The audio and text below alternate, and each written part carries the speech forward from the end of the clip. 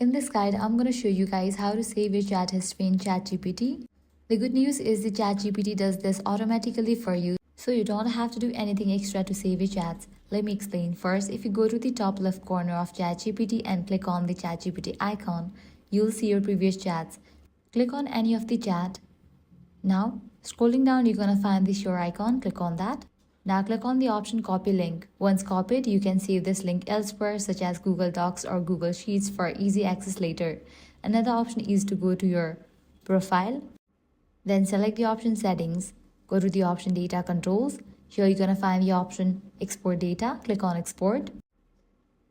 Now confirm it. ChatGPT will prepare your data and you will receive an email shortly with all your chat history and other information.